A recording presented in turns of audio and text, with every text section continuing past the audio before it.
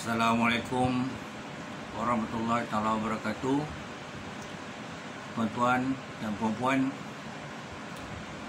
seperti yang dijanjikan, sepatutnya hari ini saya pergi memanah, tetapi disebabkan oleh hujan, Kuala Lumpur hujan,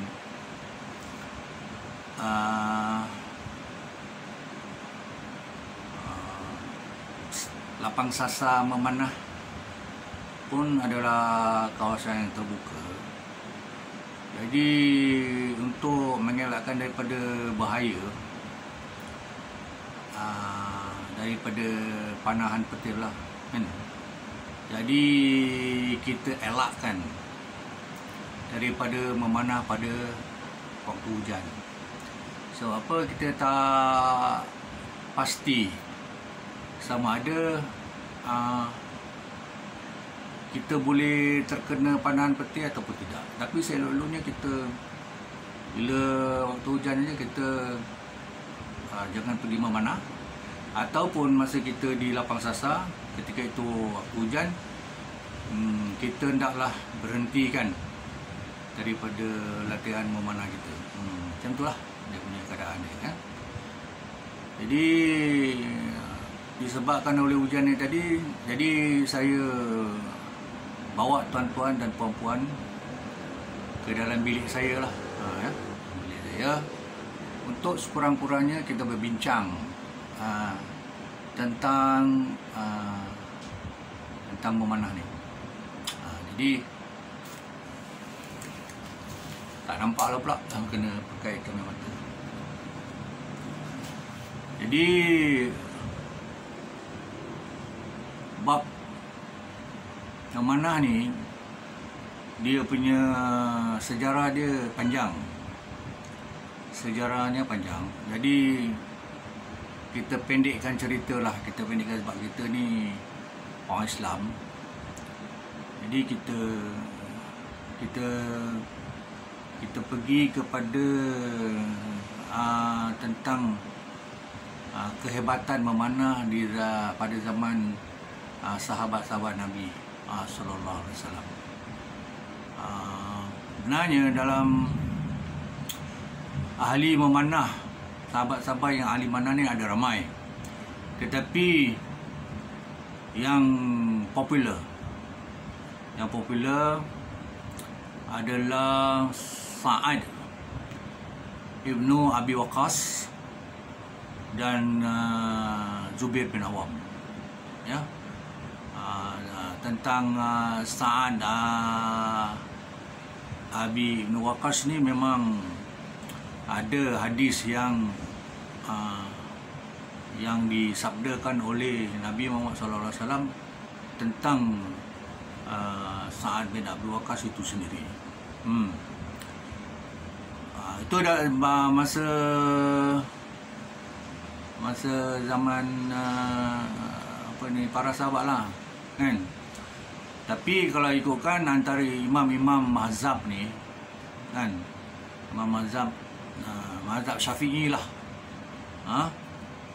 ataupun imam dia adalah Imam Syafi'i, adalah seorang imam yang memang orang kata dia mahir, ataupun dia, kalau kita mahir tu tak kata tak bagus lah, kan? Tapi sebenarnya dia adalah seorang yang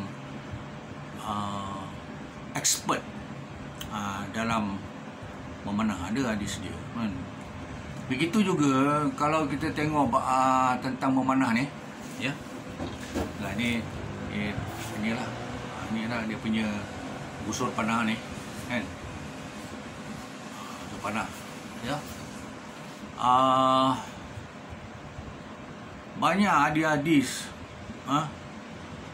yang disabdakan oleh Nabi Muhammad tentang memanah ni. Memanah ni adalah merupakan satu sunnah yang dituntut oleh Nabi Muhammad SAW.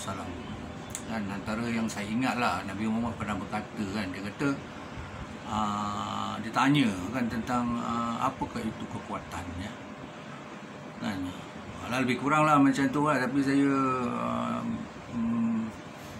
tak boleh nyatakan dia punya yang sebenar lah, tapi lebih kurang macam tu lah. Dia kata kekuatan ni kan adalah dengan memanah. Jadi saya pun sendiri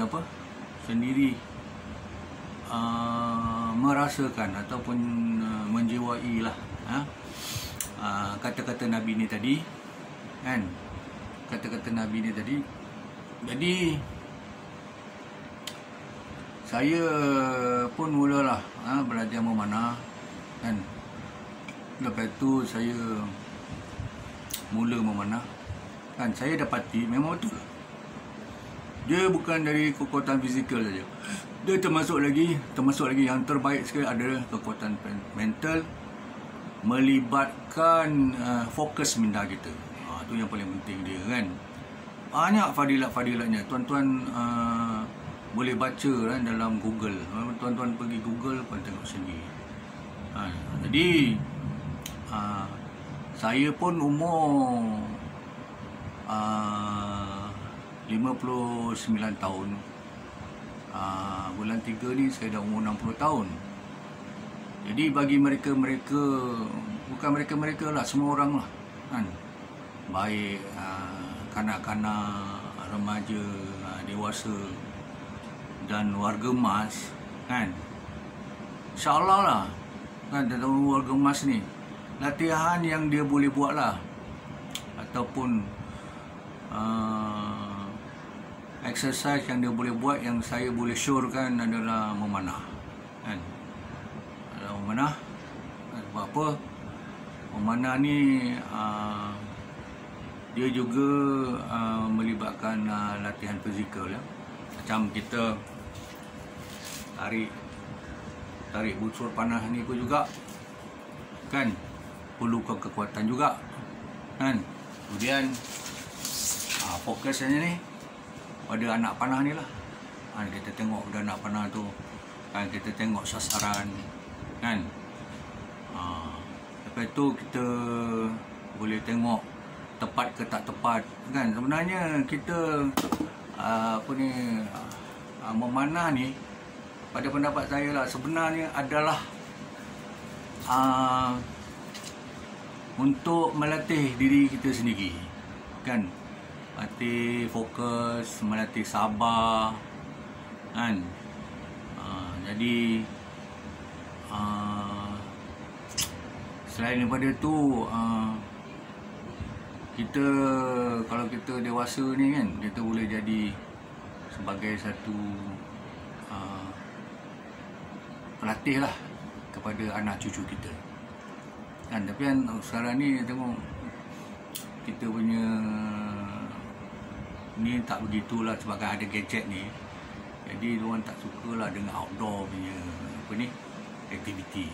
Tapi tak apa kan, di Kuala Lumpur ni, mungkin di seluruh Malaysia kan, kelab memanah ni dia timbul macam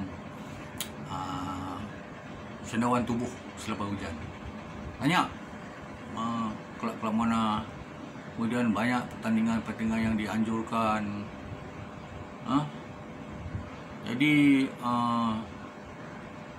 memanah ni juga merupakan sinonim lah kepada kita orang Islam ni kan. Macam mana pun selain kita memanah kan, Rasulullah SAW anjurkan kita supaya kita berkuda, kita pandai berenang. Saya insyaAllah lah memanah pun boleh, berkuda pun boleh, berenang pun boleh. Jadi semua sekali adalah sunnah Nabi SAW. Dikatakan kan, kita kita bergerak daripada tempat kita memanah tu, lepas tu kita ambil panah kita yang di sasaran tu, lepas tu kita patah balik, kita akan dapat ganjaran pahala dia. Begitu besar lah. Selain daripada itu, malaikat akan bersama-sama dengan kita lah bila kita buat latihan memanah ni. Begitu besar lah orang kata fadilat tentang memanah ni.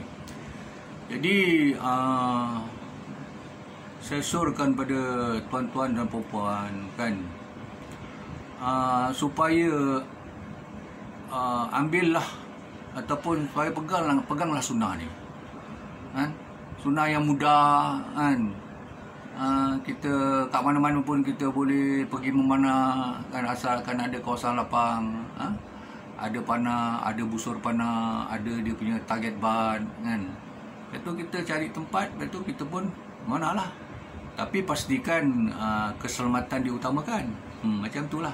Apa-apa pun dalam kita buat latihan ni kan, apa-apa semua, yang perkara yang utama adalah tentang keselamatan. Keselamatan ni nanti saya akan ceritakan kemudian.